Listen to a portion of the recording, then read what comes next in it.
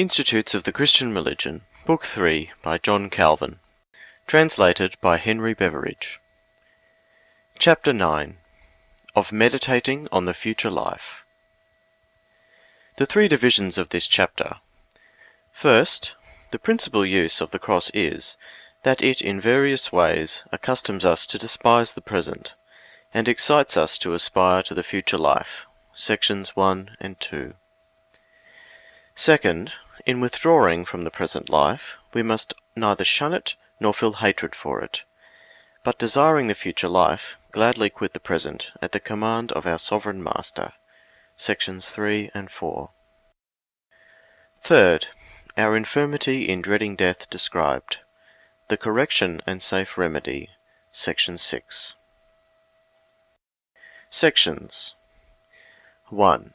The design of God in afflicting his people, 1. To accustom us to despise the present life, our infatuated love of it. Afflictions employed as the cure. 2. To lead us to aspire to heaven. 2. Excessive love of the present life prevents us from duly aspiring to the other. Hence the disadvantages of prosperity. Blindness of the human judgment. Our philosophizing on the vanity of life only of momentary influence. The necessity of the cross. 3. The present life an evidence of the divine favour to his people, and therefore not to be detested. On the contrary, should call forth thanksgiving, the crown of victory in heaven after the contest on earth. 4. Weariness of the present life, how to be tempered. The believer's estimate of life. Comparison of the present and future life. How far the present life should be hated. 5. Christians should not tremble at the fear of death. 2 reasons. Objection. Answer. Other reasons. 6. Reasons continued. Conclusion. Section 1. Whatever be the kind of tribulation with which we are afflicted, we should always consider the end of it to be, that we may be trained to despise the present, and thereby stimulated to aspire to the future life. For since God well knows how strongly we are inclined by nature to a slavish love of this world, in order to prevent us from clinging too strongly to it, he employs the fittest reason for calling us back, and shaking off our lethargy. Every one of us, indeed, would be thought to aspire and aim at heavenly immortality during the whole course of his life. For we would be ashamed in no respect to excel the lower animals, whose condition would not be at all inferior to ours, had we not a hope of immortality beyond the grave. But when you attend to the plans, wishes, and actions of each, you see nothing in them but the earth. Hence our stupidity, our minds being dazzled with the glare of wealth, power, and honours, that they can see no farther. The heart also, engrossed with avarice, ambition, and lust, is weighed down and cannot rise above them. In short, the whole soul, ensnared by the allurements of the flesh, seeks its happiness on the earth. To meet this disease, the Lord makes his people sensible of the vanity of the present life by a constant proof of its miseries. Thus, that they may not promise themselves deep and lasting peace in it, he often allows them to be assailed by war, tumult, or rapine, or to be disturbed by other injuries. That they may not long with too much eagerness after fleeting and fading riches, or rest in those which they already possess, he reduces them to want, or, at least, restricts them to a moderate allowance, at one time by exile, at another by sterility, at another by fire, or by other means. That they may not indulge too complacently in the advantages of married life, he either vexes them by the misconduct of their partners, or humbles them by the wickedness of their children, or afflicts them by bereavement. But if in all these he is indulgent to them, lest they should either swell with vainglory, or be elated with confidence, by diseases and dangers he sets palpably before them how unstable and evanescent are all the advantages competent to mortals. We duly profit by the discipline of the cross when we learn that this life, estimated in itself, is restless, troubled, in numberless ways wretched, and plainly in no respect happy. That what are estimated its blessings are uncertain, fleeting, vain, and vitiated by a great admixture of evil.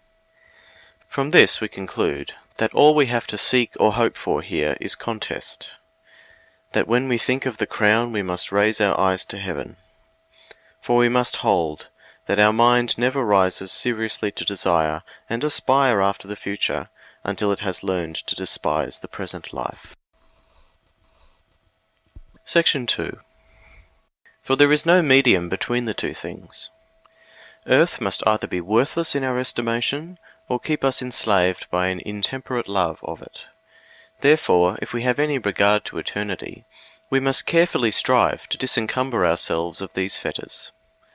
Moreover, since the present life has many enticements to allure us, and great semblance of delight, grace, and sweetness to soothe us, it is of great consequence to us to be now and then called off from its fascinations.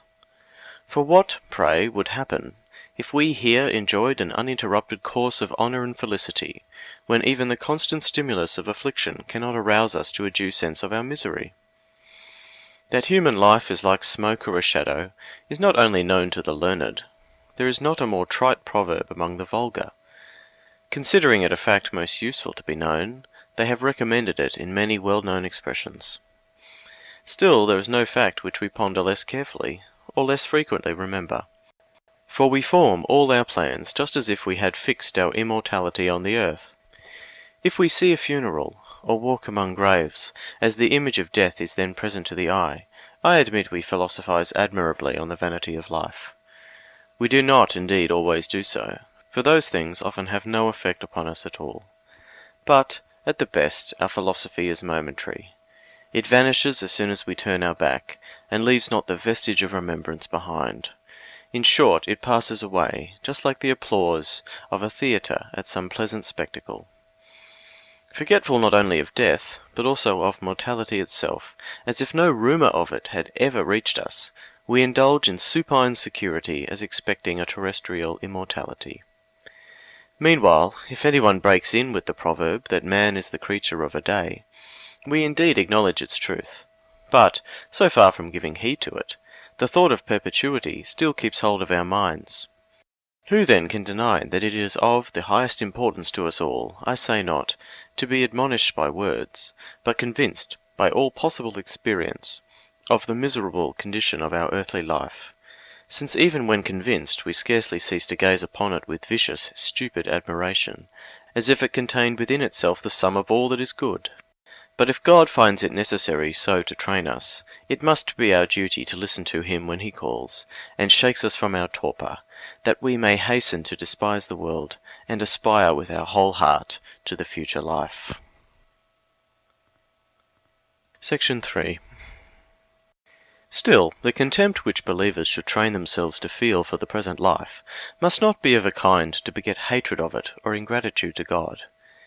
This life, though abounding in all kinds of wretchedness, is justly classed among divine blessings which are not to be despised. Wherefore, if we do not recognize the kindness of God in it, we are chargeable with no little ingratitude towards him. To believers especially, it ought to be a proof of divine benevolence, since it is wholly destined to promote their salvation. Before openly exhibiting the inheritance of eternal glory, God is pleased to manifest himself to us as a Father by minor proofs, that is, the blessings which he daily bestows upon us. Therefore, while this life serves to acquaint us with the goodness of God, shall we disdain it as if it did not contain one particle of good? We ought, therefore, to feel and be affected towards it in such a manner as to place it among those gifts of the divine benignity which are by no means to be despised. Were there no proofs in Scripture, they are most numerous and clear, yet nature herself exhorts us to return thanks to God for having brought us forth into life, granted us the use of it, and bestowed upon us all the means necessary for its preservation. And there is much higher reason when we reflect that here we are in a manner prepared for the glory of the heavenly kingdom. For the Lord hath ordained that those who are ultimately to be crowned in heaven must maintain a previous warfare on the earth, that they may not triumph before they have overcome the difficulties of war and obtained the victory. Another reason is that we here begin to experience in various ways a foretaste of the divine benignity, in order that our hope and desire may be whetted for its full manifestation.